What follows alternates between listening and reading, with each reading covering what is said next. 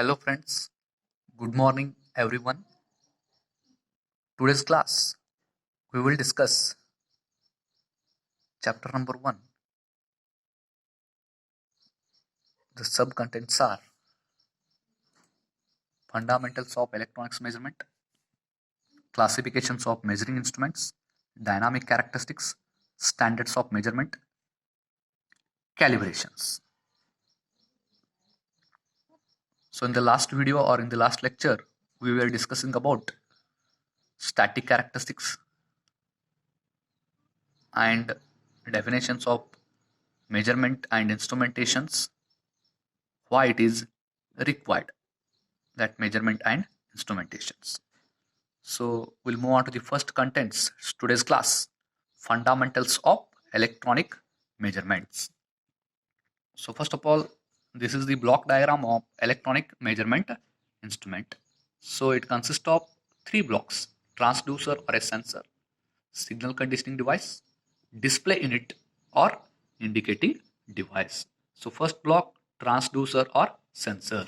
So transducer is a device which convert energy from one form into another form, or it is also defined as transducer is a device which will convert physical quantity into electrical quantity. What is the meaning of physical quantity, or what are the examples of physical quantity? The physical quantities are pressure, force, level, temperature. So these are related to what? Physical quantities examples. And the electrical quantities of the examples are current, voltage, and frequency. It is also known as a primary sensing or a sensor element. So the output of this transducer or a sensor is given to the signal conditioning device. So what is the function of signal conditioning device? Signal conditioning device first modify the signal and amplify, filter, analog to digital converter, digital to analog converter, and modulation and demodulation. These all are the functions of signal conditioning device. So that of the output is given to the display unit or indicating device. So what is the function of this display unit or indicating device? It displays the quantity under measurement in terms of numbers or respective unit. It is in terms of LED or LCD display. So that is light emitting diode or liquid crystal display. So next we'll move on to the classifications of measuring instrument. First one is the secondary and second one is the absolute. So secondary is also known as a standard, absolute is also known as a primary. So what is the definition of secondary? So these instruments are constructed such that the magnitude of the quantity can be determined only from deflection of the instrument, or it's also defined as these instruments read the quantity under measurement directly. So that is, for example, you can take ammeter, it reads directly in ampere, or voltmeter, volts, or wattmeter in watts. So next we'll move on to the absolute or a primary measuring instrument. So what is that? These instruments read the quantity under measurements indirectly compared to standard. So that is it will read directly in absolute measurement indirectly. That is in terms of deflection or a degrees and meter constants. So some of the examples of these instruments are tangent galvanometer, current balance meter. So next we'll move on to the dynamic characteristics of measuring instruments. So it is divided into 4 types: speed of response, fidelity, lag, dynamic error. So what is the meaning of dynamic characteristics? In some processes, the quantity to be measured changes with respect to time. Rapidly it will changes with respect to time. In such a cases, dynamic characteristics of the instruments are consider the dynamic characteristics refers to comparison between instrument output and ideal output when input changes. Means what? It changes with respect to time. Whenever you are going to provide the input, the instrument should respond. So that is the output. So that instrument should be very fast or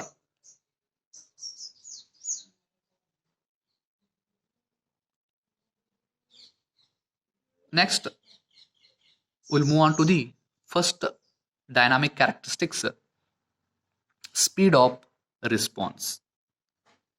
So what is the meaning of speed of response? The rapidity with which instrument responds to make changes in measured quantity. It gives information about how fast the system reads to the changes in input. Means what? Rapidity. Rapid in the meaning is what? Whenever you are going to provide the system to the instrument, so that instrument should respond very fast. As soon as it will gives the response. So that is the speed of response. That is the meaning of the rapidity. It should be changes suddenly. So next, fidelity, second point. The degree to which instrument indicates changes in measured variable without dynamic error. It should be change, or it should be changes in measured variable without dynamic error. So there is no any kind of the error. So that is a without dynamic error. It indicates how faithful the system reproduce the changes in input. Next, we'll move on to the lag. So lags are two kinds of lags: the retardation or a delay. The retardation or delay in the response of an instrument to make the changes in measured quantity. There are two types. First one is the retardation lag. The response of the system begins immediately. The response of the system begins immediately with input. It will provide the instrument of that response should be immediately. Whenever you are going to changes in the input. In a delay lag, the response begins after sometimes with application of the input. So in delay lag, the response begins after sometimes with application of the inputs. It will not provide the immediate response. It will take some time. So that is the meaning of delay. Name itself indicates that delay. So last one is the dynamic error. In dynamic error, the difference between true value of a quantity changing with the time and value indicated by the instrument. The difference between the true value of the quantity changing with the time and value indicated by the instrument. It changes with respect to time. It should be the true value of the quantity. So next, we'll move on to the standards of measurement and classifications of the standards. Before move on to the classifications, so what is the meaning of standard? So standard is the physical representation of unit of measurement. So next we'll move on to the classifications.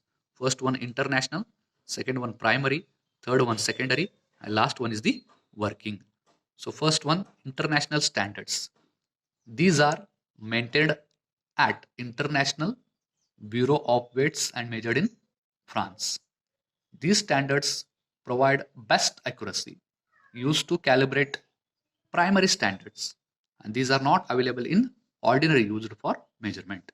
Second one, primary. The primary standards are maintained by National Standard Laboratory. The accuracy of these standards is very high, used to calibrate secondary standards, periodically calibrated by international standards. So next, third one, secondary standards. These are maintained by industry laboratory, periodically calibrated by primary standards. Accuracy is high, used as reference in industry. Last one is the working standards. These standards are maintained by general laboratory, periodically calibrated by secondary standards. Accuracy is good, used to check component and calibrating laboratory instrument. If you compare all these four in international standards with respect to some parameter, that is the accuracy. Accuracy is the best in international standard. In primary, accuracy is very high. In secondary, accuracy is high. And in working, accuracy is good. And next one, parameter for comparison, maintained. Internal standards are maintained by International Bureau of Weights. Primary standards are maintained by National Standard Laboratory. Second standards are maintained by Industry Laboratory. And working standards are maintained by General Laboratory. So next we'll move on to the calibration. So what is the meaning of calibration? So then we'll move on to the need of calibration. So calibration is the process of making scale or an adjustment so that reading of an instrument agree with accepted and certified standards. And as an instrument is compared with either primary or a secondary standard with higher accuracy. Means we can take two values. One is the standard quantity, another is the measured quantity. You can compare these two. So then it will provide the calibration. For example, if you provide the 9 volt to that function generator, and if you want to take the reading or a measured of that instrument by using CRO, it also gives the same value. So then it will say that it is a calibration. You can compare. So comparison between two quantities, so that may be true value and standard value. So that is the measured quantity and standard value should be matches. So that is the comparison. The need of calibration. First one, to ensure reading of an instruments are consistent with other measurement. To ensure reading of instruments are consistent with other measurement. Second one, to determine the accuracy of the instrument. And third one, to establish reliability of the instrument. The meaning of first need is consistency. Second one is the accuracy. And third one is the reliability. So consistency, the whatever the measurement of that instrument, response and the reading should be continuously consistent. For example, if you provide the 5 volt, it will provide 5.1. Second time, if you want to take that reading, again you can give the value to the 5 volt, it will again provide 5.1. So that is the meaning for what? Consistent. Second one, accuracy. It is the closeness to the true value or standard value. You can take 10 volt, so that should be compared with of that response instrument should be 10.1 or 9.99. So that is the accuracy of that instrument. Next one is the reliability. So it should be reliable of that instrument. Reliable of that instrument. Thank you.